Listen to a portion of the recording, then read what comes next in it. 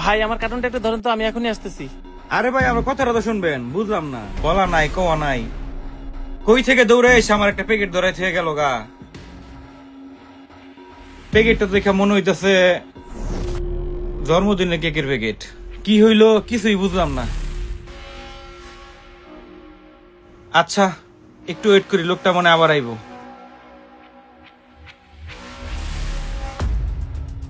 কি ব্যাপার, 3 ঘন্টা হয়ে গেল, লোকটা এখন আইলো না।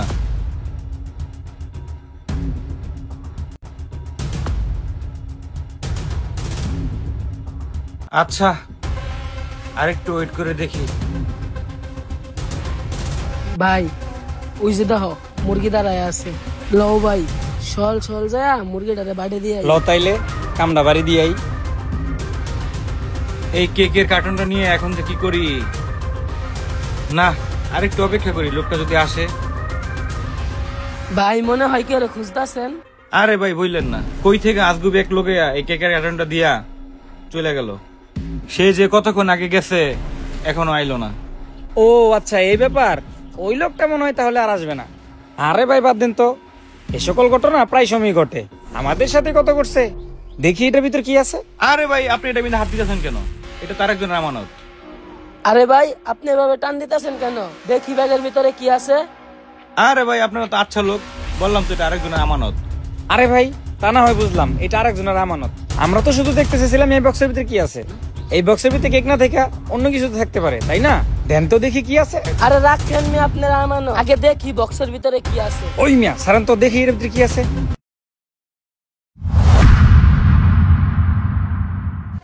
আরে ভাই এতগুলো টাকা, চলেন তিনজনে মিলে ভাগ করে লয়ে এলাম। হ ভাই আসেন, আমরা তিনজনে মিলে টাকাগুলো ভাগ করে নিই। আসেন ভাই আরে আসেন। ভাই ছাড়েন তো, আপনারা কি করতেছেন? বললাম না এটা আরেকজনের আমানত।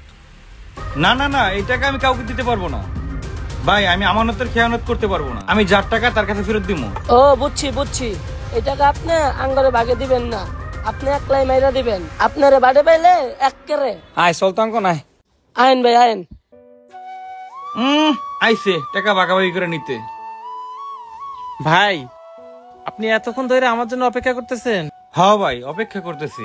এতগুলো টাকা রেখে আপনি কই গেছিলেন? আমার জায়গায় যদি আজকে অন্য কেউ থাকতো তাহলে তো টাকা গুলো নিয়ে বেগে দিত।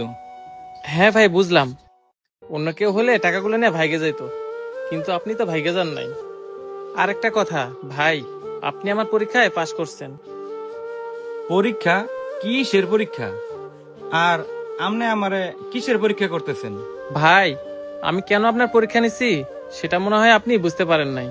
তাহলে ভাই শোনেন, মনে আছে সকালবেলা যে আপনি আপনার মায়ের সাথে কথা বলতেছিলেন? কি বলতেছো মা? বাবা অনেক অসুস্থ? হরে বাজান, তোর বাবা অনেক অসুস্থ, তোর বাবা চিকিৎসার জন্য 20,000 টাকা লাগবে। 20,000 টাকা? এতগুলো টাকা আমি এখন কোথায় পাবো? মা তুমি তো জানো আমি কতদিন ধরে গ্যারেজে গ্যারেজে ঘুরতেছি, ঢাকা শহরে কেউ আমাকে রিক্সা দেয় না। ভাইরে দেখে মনে হচ্ছে ভাই মনে হয় রিক্সা চালক। না, ভাইয়ের জন্য কিছু একটা করতে হবে। তুমি একটা কাজ করো মা, কারো কাছ থেকে টাকা ধার নিয়ে বাবার চিকিৎসাটা শুরু করো মা। আমি যেভাবে হোক টাকার ব্যবস্থা করতেছি। একটা কাজ করি, আগে দেখি ভাইয়ের মনটা কেমন, ওনার একটু সততার পরীক্ষা নিয়ে দেখি। ভাই এইবার মনে পড়ছে, শুনলাম আপনার বাবা নাকি বাড়িতে অনেক অসুস্থ। আপনি চাইলে টাকাগুলো নিয়ে যায় আপনার বাবা চিকিৎসা করতে পারতেন, কিন্তু আপনি সেটা করেন নাই। ভাই সেটা না হয় বুঝলাম, এর সাথে আমার পরীক্ষা নেওয়ার কারণটা কি? ভাই আমার পরীক্ষা নেওয়ার কারণ কি তাহলে শোনেন। আমার একটা রিক্সার গ্যারেজ আছে, আমি ওইখানে অনেক মানুষের রিক্সা দিয়েছিলাম ভাড়ায় চালাইতে, কিন্তু ওরা 2 দিন যাইতে না যাইতেই রিক্সা বিক্রি করে পালায়া যায়। এই জন্য আমার একটা সৎ মানুষ দরকার যে আমার রিক্সা নিয়ে পালাবে না। সকালবেলা আপনি যখন আপনার মায়ের সাথে কথা বলতেছিলেন তখন আপনি বলতেছিলেন আপনার নাকি একটা রিক্সার প্রয়োজন, কিন্তু কোথাও রিক্সা পাচ্ছেন না, তাই আমি আপনার সততার পরীক্ষা নিচ্ছি। আর সত্যি কথা বলতে কি ভাই, এখন আমি যাকে রিক্সা দেবো তাকে একটু যাচাই বাছাই করেই দিব। আর আমারও একজন সৎ লোকের প্রয়োজন ছিল যে কিনা আমানতের খেয়ানত করবে না, আর আমি আপনার ভিতর সেটা পাইছি। আর আপনি এখন বলেন ভাই, আপনি কি আমার গ্যারেজের গাড়ি চালাবেন? সত্যি ভাই আপনি গ্যারেজে গাড়ি চালাতে দিবেন আমারে? ভাই আমি একটা গাড়ির লেগা কত গ্যারেজে গ্যারেজে ঘুরছি, এই শহরে কেউ আমার গাড়ি দেয় নাই। সবাই বলে আমার গাড়ি দিলে আমি নাকি গাড়ি নিয়ে বেগে যাবো। ভাই কে কি বললো সেটা আমি দেখবো না, আপনি এখন থেকে আমার গ্যারেজের গাড়ি চালাবেন। আর ভাই কালকে সকালবেলা এই পাম্পের পাশে একটা গ্যারেজ আছে, ওই গ্যারেজে চলে আসবেন। আপনি তাহলে থাকেন, আমি এখন আসি। এই যে ভাই শোনেন।